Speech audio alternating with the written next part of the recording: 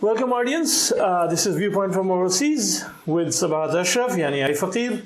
Misbah Azam Sahab is here, and today we are very fortunate to have an economic expert, Dr. Nadeemul Haque, who has spent time starting life from Lahore all the way to the IMF and back to Lahore and Islamabad. So it would be nice, Dr. Sahab, just to get started, could you provide a slight, blurb of yourself, because your career and experience is pretty deep. Even the online bios don't quite do any justice to that breadth. Sure. So, by the time I'm Lahori by birth, I spent my education, most of my education is done in Lahore, in HSN College and then in Government College Lahore. And then I went abroad to study at the London School of Economics and thereafter in the University of Chicago, where I did my Ph.D. And then I joined the IMF and spent 30 years in the IMF, working in various countries as they do, and a number of different things in the IMF. After that, I went back to Pakistan, pulled by patriotism and desire to do good. And I became the Deputy Chair of the Planning Commission, and before that, the Vice-Chancellor of Pakistan Institute of Development Economics. Right. And then I left the Planning Commission. I was there from 2010 to 13.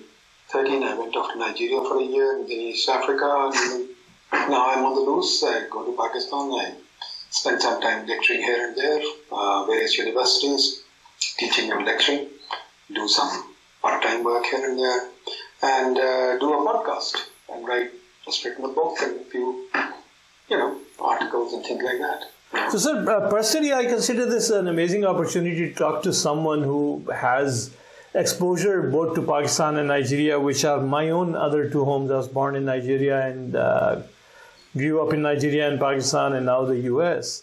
So just to jump straight right in, the way the position that countries like Pakistan, Nigeria, and sometimes I point to India, Fiji, these are the common factor that we see these are all former British colonies with the same kind of systems, bureaucracy, police, law and order. And so read us into that. I mean, where do you see where Pakistan is right now? And I'd welcome any perspective you can provide on the global parallels of those things. But Pakistan specifically, we now have a government that makes quite a thing about rolling back corruption, and I think Nigeria too, they are, the current president is very focused on corruption and change. Both, in fact, the US, Nigeria, Pakistan, the slogan has been change, it has been improvement. Do you see a change? What do you see the traditional systems, and is Imran Khan and the PTI being able to bring change? Where are we right now? Because we hear conflicting things about the budget, for example, that, they had sworn we will never take loans and all of that, but now they are taking loans, they're working with the IMF. You also have the perspective of working from within the IMF with Pakistan and Nigeria for that matter. So where do you see, where are we? Could you unpack that moment for us? You see, the point is that Pakistan has for the last 70 years roughly, through our history, been trying to figure out where it wants to be politically, economically, sociologically.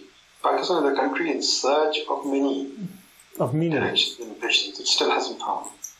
For the last 50 years, we have been involved with the fund. We have been in the fund emergency ward. The fund, as I keep telling you, everybody is an emergency ward in the world. It is the lender of last resort. It comes to countries' help when the country is on the brink of default. But we have resorted to the fund a number of times, which we are what is called a prolonged user of fund resources, which is a special category in the fund, in which the fund says that countries that don't seem to get well, they seem to keep coming back to the emergency ward. We are in that situation. We come back to the fund every 3 to 5 years. And we declare victory and then we come back to the fund. One should ask oneself, why is this situation persisting for such a long time? We are very used to pointing out that we were doing very well in Ayub's time and that the world was learning from us. That's the bit of fiction that we live with. How so? We were one of the first countries to gain independence. So yes, of course, there was no Vietnam, there was no China, nothing then. It was just us. We were developing countries. Africa was not liberated, everything. So the whole world focused aid on us. And yes, we also had nothing when we got independence. We had no infrastructure, we had no manufacturing, nothing. So we started off from zero. When you start from zero, even if you put up one factory, you've grown 100%. So we looked like we were growing very fast. So that's a myth that we retain, that we're growing fast. But it was just the advantage of being first. Now, when the rest of the world in 1960s, 70s, when the rest of the world started showing up, especially when China showed up in the 70s, because China was going through its own cultural revolution, when China showed up in the 70s, and later when Vietnam showed up in the 90s, now we look pretty bad because, hey, and then Bangladesh showed up. So we look pretty bad because when the field is getting full, we get further and further behind. So quite frankly, we must ask ourselves more fundamental questions rather than just a superficial question about corruption. I put to you, and I've written about this extensively, corruption exists everywhere in the world. Even in the US, who says there is no corruption? Yeah, we've blessed it with names like lobbying and consulting. The fact is that lobbying and consulting is just, look at NRA, for example. They have a gun lobby that is protected by lobbying. You can call it whatever you like, but it is a form of, it's the same thing that happened in Pakistan, right? So corruption exists everywhere. Corruption is not the main problem, and I wish that our Prime Minister, who's a very, very well-meaning guy, I'm a great supporter of his, he's a good guy, I hope he gets over this. The problem is not so much corruption, as the problem is that we have a huge systemic flaw at the heart of our country. The fact is that we have never addressed our deeper issues. We seem to think that everything happens because fate is bad or luck is bad, or whatever bad things happen to us. The fact is that we have never really undertaken a deep reform of the economy, a deep change in systems so that we can have a productive system. Because we don't do that, we keep ending up in the same mess over and over again. Our solution also remains the same. We never seem to rethink the solution. Our solution is the same. Run to Saudi Arabia, run to China, beg and borrow and come back to the table. Go to the IMF and come back to the table and then pretend as if business as usual. The problem is it's not business as usual. It's like if you have cancer and you think that all you need is a Band-Aid, and for someone to give you a blood transfusion and you never cure the underlying cancer. That's the situation we've got. We don't want to control the underlying cancer or exercise the underlying cancer. We just want to get blood transfusions from Saudi Arabia and IMF and wherever, China or wherever, but we don't want to take care of a fundamental disease, that's all. So we'll talk about the budget, we'll say we've taken some pain in the budget, and then by next year you will see, we'll fall asleep. So, Misbah Sahib will want to jump in here, but just as a transitional question, so what is that fundamental question, as in what is the fundamental flaw in the system that needs to change? And you're saying it's not corruption, because all we hear about in Pakistan and several other such countries is a huge focus on corruption. So what and how is it not the corruption? There's also the matter of survival that you hear from everyone. When you talk to people, or the critique of the current budget, even from the other side, is that the budget is throttling the poor and the lower middle classes or the middle class. There isn't so much of a critique of the budget from the point of view you are talking about. What exactly is it? How would you change it? See, that's the problem. We are a nation of shallow thinkers. Everybody thinks it's the government's job to come and wipe everybody's nose, to provide everybody with milk, and to provide everybody with honey. And the government in turn thinks that it's the donors of the aid, the Saudi Arabia or some international agency to come and give us some money, aid, so that we can wipe people's noses and clean their whatever. And so I keep telling people, what do you want to do? Oh, we just want to have a good time. So it's a nation that wants to have a good time and somebody else pays the bills. Nobody works like that. We have to recognize that ultimately it's up to us to work hard to make things happen. How do we make things happen? How do we work hard? That's the key thing. So to answer your question, it's very simple. The poor are poor, not poor because they can't help themselves. I think this is a big myth that every government likes to maintain. They love to do these so-called big social safety nets and these big programs. Oh, we're going to get poor charity, we're going to get poor charity. But think about it. The poor have risen out of poverty, not because of the government, not thanks to the government, but despite the government. The government poverty eradication programs do nothing for the poor. The money doesn't even reach the poor. It's just a joke. But the way the poor have lifted themselves out of poverty, and that's a fact, and it's well established that a large middle class has established itself from poor poverty.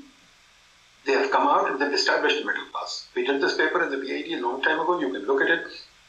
The middle class has risen mainly because of Middle East migration, or mainly because of migration. The poor took the opportunity of migration, both legal and illegal. They smuggled themselves out of the country, they sent back remittances, and they've gotten richer. They've gotten into the middle class. And that happened despite the government, not because of the government. So the government should get out of the way and stop saying that they're going to help the poor, because they don't help the poor.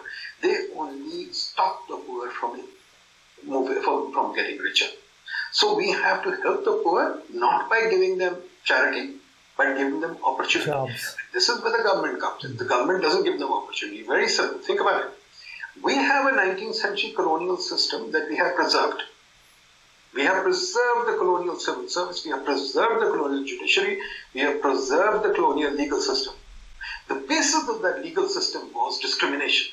The basis of that entire system was discrimination. That discrimination was against the local people. My parents, for example, or most of our parents, were not allowed to operate on the same level as the British, whatever, individual. We were discriminated against. That's a fact. It was an apartheid state. And today we maintain the same state. Because yes, we put ourselves in that position. But the average poor, for example, my favorite example of that is very simple. The average poor guy in Pakistan cannot have a ready or a kiosk anywhere in Lahore, Islamabad, or big cities. Whereas if you go to Constitution Avenue, the other day I went there, and there are kiosks right there, as you know. Right near the White House, there are kiosks and things. The poor have a place to trade right there. Whereas we don't, because we don't allow that. Right? For example, in most of our cities, the poor don't even have the right to walk, because the car has taken over all the streets. The streets are around 200 feet wide, and the poor have no place to walk. There are no place to bike. Right? That is how the poor are excluded from cities and excluded from opportunity, because we are maintaining the colonial system that operates against the local people. Now this gets into a very deep discussion, and I wish we would have that, and I want people to have that. That's why I wrote my book. We want this deeper discussion. Now, instead of having that deeper discussion, we are talking about corruption. What does corruption do? The average rediwala who's setting up his redi, and I go and talk to these guys all the time, he's setting up this little cart where he wants to sell a few things. The policeman comes and bothers him. His way of getting out of it is to pay a little bribe to the policeman. At least he's got something going. If the policeman doesn't take the bribe, this guy goes home hungry. So think about it, that corruption may be, in that sense, good for him too. Right? I mean, the rich guy says, hey, he's taking a bribe, and what is the ready doing? The ready is coming in front of my car. And the poor guy, the rich guy is very upset. That's why if you think about it, in Karachi, for example, and in Lahore, everywhere, they remove these readies of these sort of establishments that were interfering with the car. They've cleared the space for the car, and they've given it to the poor people. That's how the system operates. So corruption, as we say, is a feature of that colonial system. It's, as we say in our tech industry here, it's a feature, not a bug. And so you'd have to change the system. Misbah Sahib, you were saying something. Actually, Dr. if you remember, first time when you and I made a contact, that time I sent a tweet to our friend Mr. Ejaz Haidar's comment, and I talk about the political system, and I was happily surprised to get your note directly to me, saying that give me a call, we will talk about it. And that's how we started. Okay, the point I made, which you already mentioned in your book also, that we have one problem in our countries, is especially in Pakistan, is the political system, that political engineering, and when the military or dictatorship comes, mostly they try to have a political people, they try to have some technocrat like yourself, and on the other side totally contrast the political class of all incompetent people who will be their cheerleaders, and they expect that the intellectuals will do everything right, and end up things, what happens that system don't it doesn't merge together, they don't work together, because your thinking is one way and these political leaders have different way, and of course they have their own reasons and all. So basically, if the system is, if we have a multi-election process every 2 years, that we have elections of prime ministership 2 years later, provincial assembly 2 years later, local government. So you did some similar thing like that. Please explain our audiences, because a lot of our audiences who are listening to our English show are not from Pakistan. So how this system is kind of creating a deadlock in what you think is the right way of doing that, and what is the way of avoiding such kind of system? It's the problem that has happened in most countries, unfortunately, in the development processes, that everybody has been in a rush to develop the economy. And we've defined the economy very narrowly, like in the SDGs or the MDGs, we defined the economy as a bunch of goodies to people. So, hey, give them education, give them health, give them this, give them that, clean water, and this. The problem is development is seen as a bunch of goodies, and the political system does not seem to matter. And all that matters is the flow of money, and I think that's a big mistake.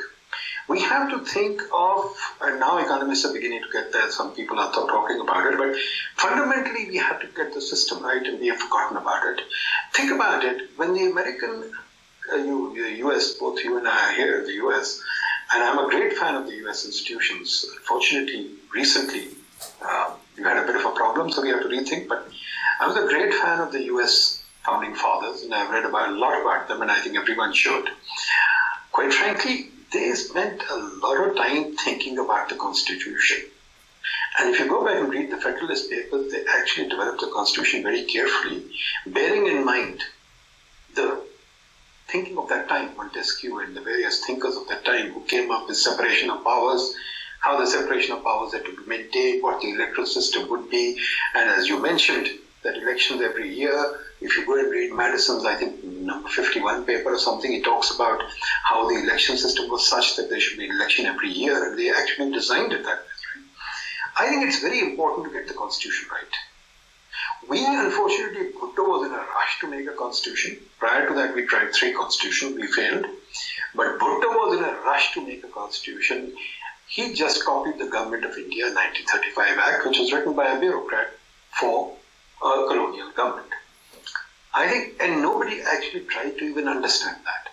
We really need to revisit our constitution. I'm not saying change it, I'm not saying dump it, but I think there are lots of things that can be done to adapt the constitution. For example, we have spent the last 50 years trying to develop local government and we failed. But quite frankly, Musharraf made a good stab at it. We should have developed it, but the politicians got rid of it. We are trying to make another stab at it. But I think local government needs very serious rethinking, not just as an add-on, but as an integral part of the Constitution. The same thing, the Constitution needs a deep rethink. For example, our electoral system is, Ali Jima did this interesting work at London, for example, that he looked at the elections from the last few elections, and he found that there was an extreme degree of dynastic control of parliament. Large number of families tend to not, I think about 400 people are who get elected. There may be about 100 families that control parliament.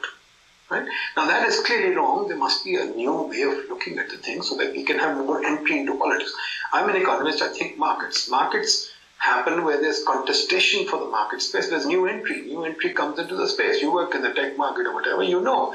Unless Google is challenged every day, Google can't stay on its toes. So you have to have fresh entry coming in, challenging people all the time.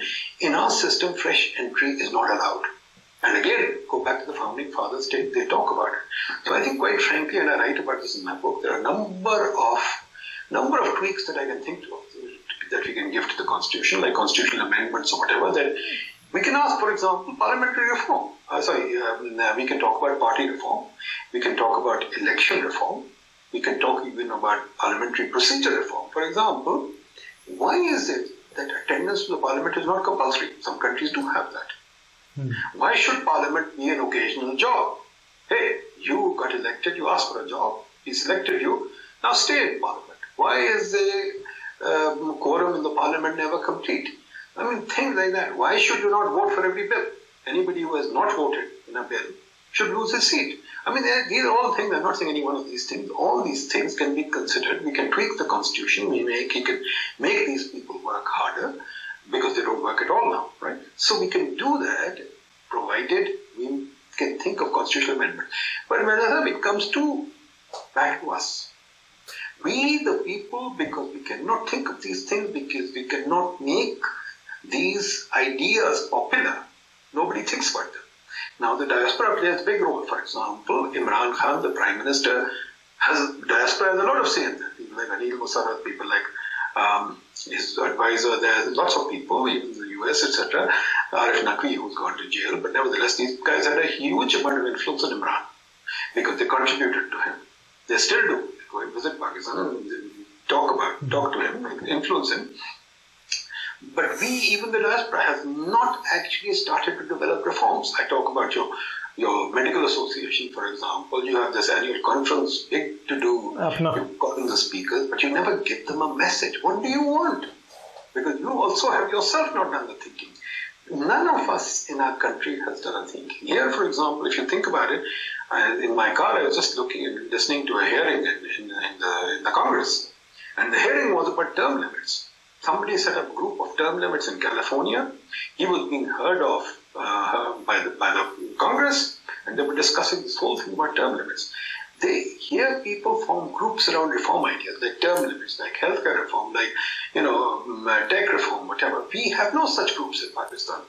If we don't, unfortunately, then the field is wide open and there's no ideas in the field. So when I look at Pakistan, it really becomes an idealist country. The only people who have ideas, unfortunately, are not people like you. And like it or not, the person who controls the idea space, and I wrote about this some time ago, if you like it, there's some projects indicate, look it up. The only person with ideas in Pakistan, and he's winning out, is for a reason, because we have no other ideas to offer. It's the mullah. So we end up with the mullah state because of the fact that they're the only guys with ideas. We don't have ideas. So Nadeem Saab, we have to wrap up because of time. But it seems like there is much to discuss here in terms of systems and what the changes are, what the aspects are. I personally the media role. I mean, it would be interesting sometime we should discuss with Dr. Nadeemul Haque about the media role. I mean, the media. We covered that a little bit in our Urdu show today. Yeah. So folks can listen to that, those who understand Urdu, Hindi. And so we will come back to you, Nadeem Saab, and talk about some of these things. And I would love to have that comparative discussion between places like Pakistan, Nigeria, and others. And India, of course, the other big example we have next door. Yeah, we did not even talk about it. We did not even touch base there. More shows. So, audience, you heard us talk to Dr. Nadeemul Haque here. And we are going to come back to this. Believe me, we have a lot to talk about. So, until next time, chaliye. Allah Nigehban.